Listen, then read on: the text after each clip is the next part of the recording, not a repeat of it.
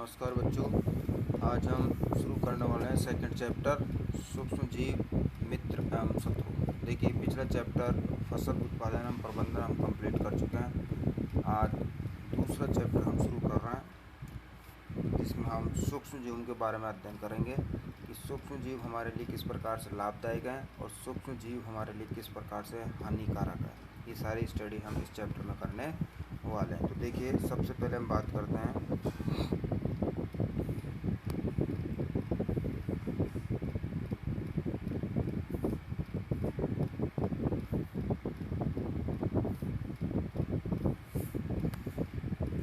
आपने अपने आसपास के स्थानों पर पौधों एवं जंतुओं सहित अनेक सजीव देखे हैं, परंतु कुछ जीव ऐसे भी हैं जिन्हें हम बिना यंत्र की सहायता से केवल आंखों से नहीं देख सकते। उन्हें सूक्ष्म जीव कहते हैं। जो बिल्कुल सूक्ष्म जीव होते हैं, जिनको हम जीवाणु या वायरस या फिर प्रोटोजोआ या फिर कवक वगैरह बोलते हैं, वो हमें आँखों से दिखाई नहीं देते हैं।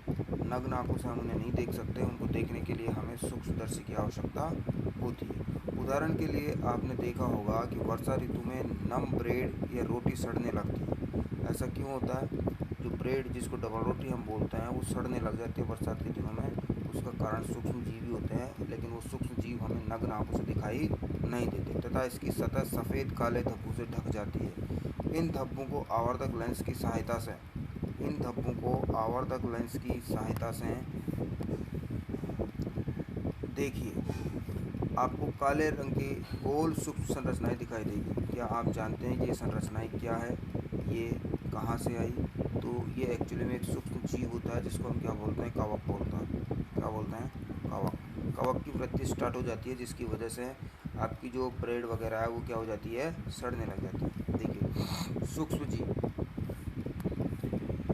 बगीचे अथवा मैदान से एक बीकर में थोड़ी सी मिट्टी या गीली मिट्टी लीजिए तथा इसमें जल डालिए। मिट्टी के कण बैठ जाने के पश्चात जल की कुछ बूंदें स्लाइड पर लेकर सूक्ष्मदर्शी की सहायता से इसका परीक्षण कीजिए। आप क्या देखेंगे? उस स्लाइड के ऊपर काफ़ी सारे सूक्ष्म जीव आपको दिखाई देंगे, जो कि हमें ऐसे दिखाई नहीं दे रहे थे, लेकिन जब हम उसको सूक्ष्मदर्शी में देखेंगे स्लाइड बनाकर, तो हमें काफ़ी सारे सूक्ष्म जीव दिखाई देंगे। एक तालाब अथवा पोखर से जल की कुछ बूंदें लीजिए, कांच की स्लाइड पर फैलाकर सूक्ष्मदर्शी की सहायता से इसका परीक्षण कीजिए। इसमें भी बच्चों आपको काफ़ी सारे सूक्ष्म जीव दिखाई देंगे। क्या आपको सूक्ष्म जीव गति करते हुए दिखाई दे रहे हैं? बिल्कुल, सूक्ष्म जीव आपको गति करते हुए इसके अंदर दिखाई देंगे। देखिए नेक्स्ट,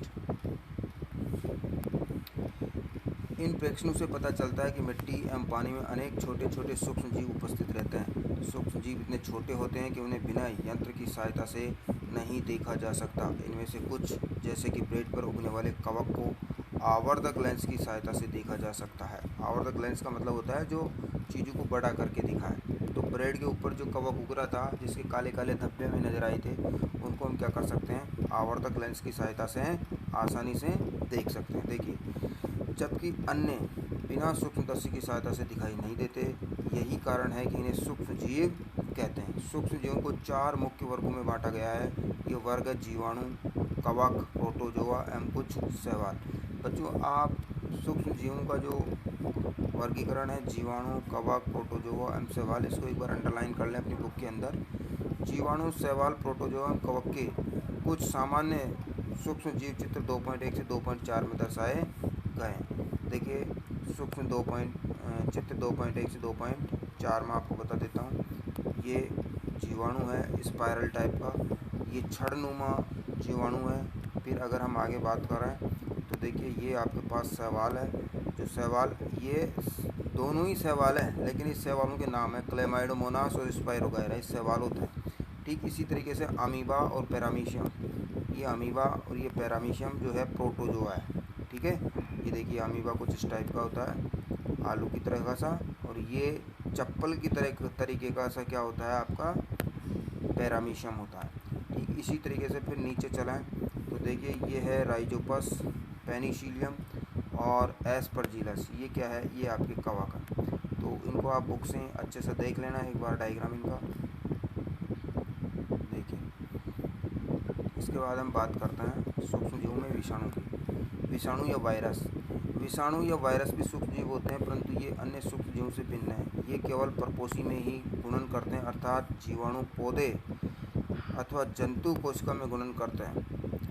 जीवाणु जो होता है वो पौधे और जंतु कोशिका में गुणन करते हैं।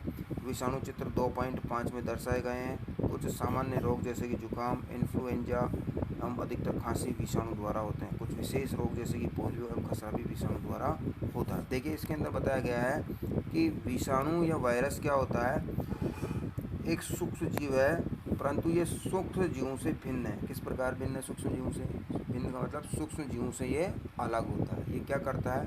ये केवल परपोषी में ही गुणन करते हैं, अर्थात ये जब तक किसी के शरीर में प्रवेश नहीं करेंगे तब तक ये अपना प्रभाव नहीं दिखाते, तब तक ये अपनी वृद्धि नहीं करते।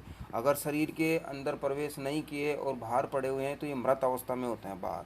जब तक शरीर में प्रवेश नहीं करेंगे तब तक ये अपना जनन प्रारंभ नहीं करते।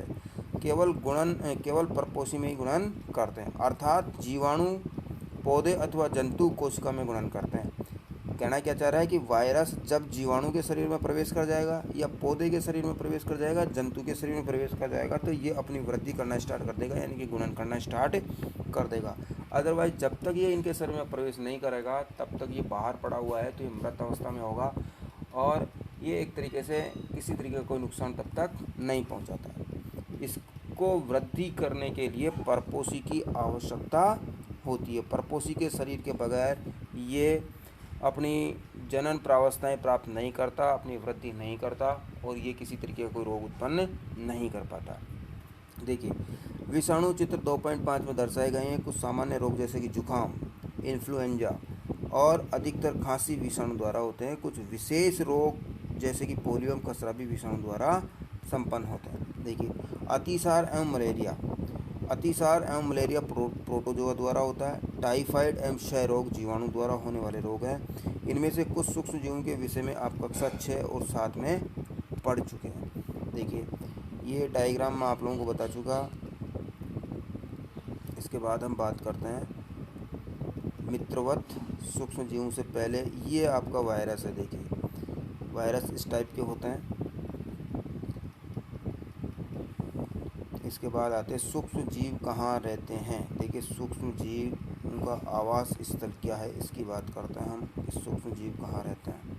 देखिए सूक्ष्म जीव एक कोशिक हो सकते हैं जैसे कि जीवाणु, कुछ शैवाल एवं प्रोटोजोआ अथवा बहुकोशिक जैसे कि कई शैवाल एवं कवक। जो जीवाणु होते हैं या सूक्ष्म जीव होते हैं वो एक कोशिक भी हो सकते हैं तो बहुकोशिक भी हो सकते हैं। सूक्ष्म जीवों में कुछ शैवाल हैं, प्रोटोजोआ हैं, जबकि बहुकोशिक में कई शैवाल और कवक आ जाते हैं। कवक आपका बहुकोशिक होता है। शैवाल आपका एक कोशिक भी हो सकता है, बहुकोशिक भी आपका शैवाल हो सकता है। प्रोटोजोअन्स जो कि आपने बात करी थी कि अमीबा प्रोटोजोआ में आता है। पैरामीशियम ये सब क्या है, ये एक कोशिकी है, एक ही कोशिका होती है इनके अंदर जो सारी एक्टिविटी को संपन्न करती है। यह बर्फीली शीत से उष्ण स्रोतों तक हर प्रकार की परिस्थिति में जीवित रहते हैं। ये मरुस्थल एवं दलदल में भी पाए जाते हैं। ये मनुष्य सहित सभी जंतुओं के शरीर के अंदर भी पाए जाते हैं। कुछ सूक्ष्म जीव दूसरे सजीवों पर आश्रित होते हैं, जबकि कुछ अन्य स्वतंत्र रूप से पाए जाते हैं। अमीबा जैसा सूक्ष्म जीव अकेले रह सकता है, जबकि कवक एवं जीवाणु समूह में रहते हैं। कवक और बैक्टीरिया एक अकेला नहीं रह सकता, वो समूह में पाया जाता है।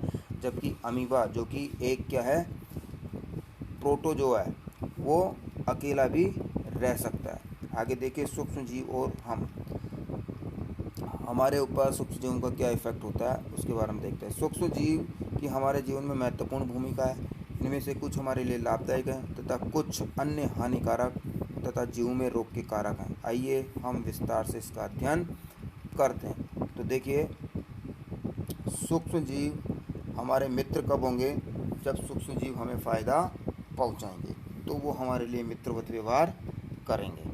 चलो इसकी बात अपन नेक्स्ट वीडियो में करेंगे बच्चों।